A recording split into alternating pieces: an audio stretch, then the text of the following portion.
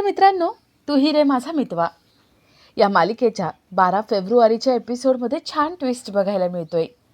आणि ट्विस्ट असा असणार आहे की अर्णव ईश्वरी मोबाईल रिपेअरिंगला देऊन घरी जात असतात आणि अर्णवला शिर्केचा फोन येतो. शिर्के सांगतो की अर्णव सर, खूप मोठा प्रॉब्लेम झाला आहे. ती शलाका नाही का, तिच्या खुनासंदर्भात मीडियावाले आपल्या ऑफिस बाहेर आलेत. त्यांनी गर्दी केली आणि तुमच्या नावाने हाय हाय करतायत. अर्णव विचारतो, नेमका मॅटर काय बोलतायत ती लोक? शिर्के म्हणतो, सर, अहो शलाका गेली ना, या सगळ्याचा संबंध तुमच्याशी आहे.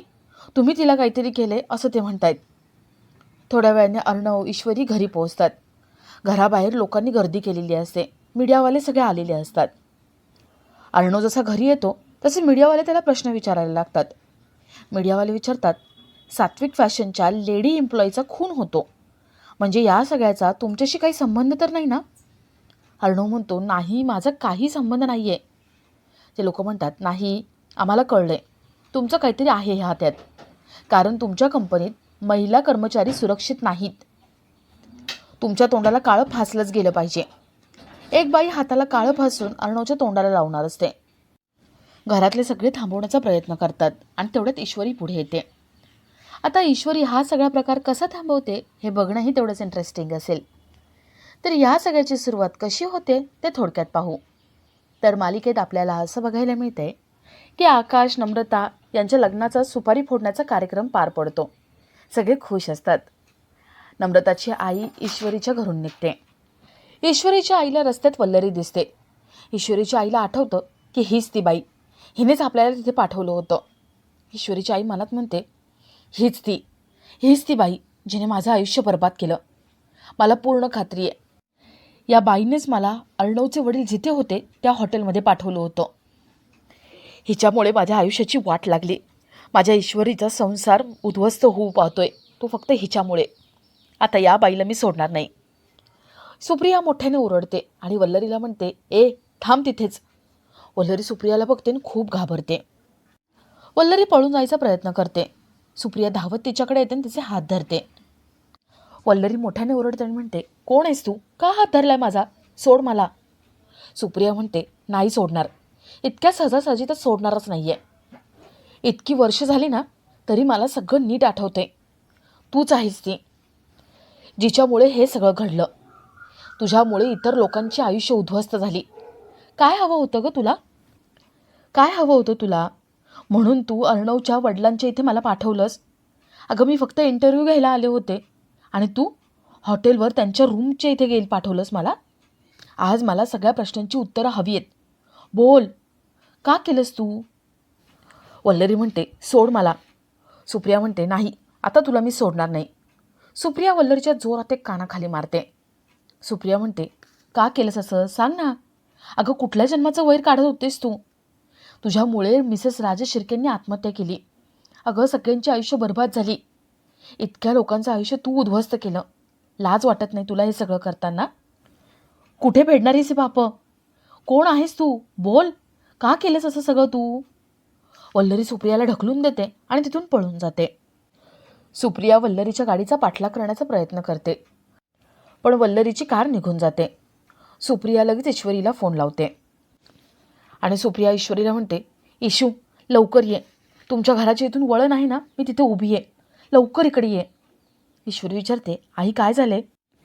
सुप्रिया म्हणते, मी तुला सगळं सांगते, तू लवकर ये. ईश्वरी ठीक आहे म्हणते आणि अर्णव ईश्वरी तिथून निघतात. तर इथे वल्लरी एका ठिकाणी येऊन उभी राहते. वल्लरी मनात म्हणते, अख्ख्या जगात माझ्या मुलाला या सुप्रियाचीच मुलगी मिळाली का प्रपोज करायला आणि प्रेम करायला?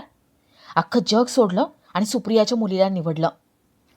म्हटलं आज घरात कार्यक्रम आहे, आज घरातून बाहेर राहावं, या सगळ्यापासून लांब राहता येईल. पण नाही, त्या सुप्रियाने मला बघितलंच. जर त्या सुप्रियाने सगळ्यांसमोर माझं नाव घेतलं ना, तर माझं गुपित सगळ्यांसमोर येईल. एक एक करून सगळे सिक्रेट्स बाहेर येतील. नाही, आता मला असं काहीतरी करायला हवं ना की त्या सुप्रियाचं तोंड बंद होऊन जाईल. आता पळवायचं नाही, पळवायचं. वल्लरी विचार करते की हे सगळं कसं करता येईल. तिला नम्रता आठवते.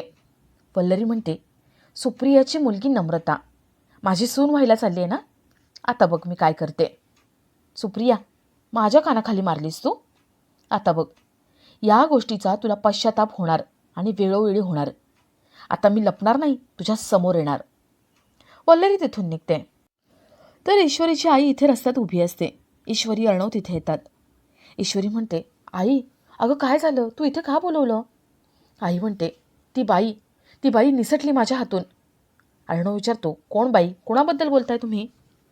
ईश्वरीची आई म्हणते, ती बाई जिच्यामुळे तुमच्या आईने आत्महत्या केली, ज्या बाईमुळे मी त्या हॉटेलमध्ये गेले होते आणि गैरसमज निर्माण झाले होते. अर्णव, मी तुम्हाला खरंच सांगते, मी तुमच्या वडिलांचा इंटरव्ह्यू घेण्यासाठी घरी आले होते, पण त्या बाईने मला त्या हॉटेलवर पाठवलं. अहो, माझ्यासाठी सापळा रचला होता, बनाव रचला होता तिने. मी तिथे गेले आणि मीडियावाले आले. हो, त्यांनी मला प्रश्न विचारून भंडावून सोडलं आणि त्यानंतरच तुमच्या आईने ते पाऊल उचललं. अर्णव, अहो, एकदा ती बाई भेटली ना की सगळे गैरसमज दूर होतील. मी आज तिला चांगलं पकडलं होतं, पण ती मला धक्का देऊन निघून गेली. ईश्वरी म्हणते, आई शांत हो. ईश्वरी अर्णवला म्हणते, अर्णव सर, एकदा विश्वास ठेवा माझ्या आईवर प्लीज. अर्णव म्हणतो, ठीक आहे, आपण शोधू त्या बाईला. चला आता मी तुम्हाला घरी सोडतो. अर्णव, ईश्वरी आईला घरी सोडायला जातात. तर दुसऱ्या दिवशी अर्णव ऑफिसला चाललेला असतो. तो कॉफी घ्यायला खाली येतो आणि ईश्वरी कॉफी देते. ईश्वरी विचारते, अर्णव सर, अहो मोबाईल रिपेअरिंगला टाकायचा होता ना? अर्णव म्हणतो, हो टाकायचं आहे, बघू आज झालं तर.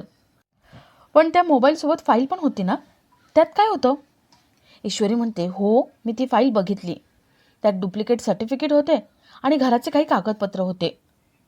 अर्णव सर, मला पूर्ण खात्री आहे, तो मोबाईल एकदा रिपेअर केला ना की राकेशचे सगळे काळे कारनामे उघड होतील. राकेश हे सगळं लांबून बघत असतो.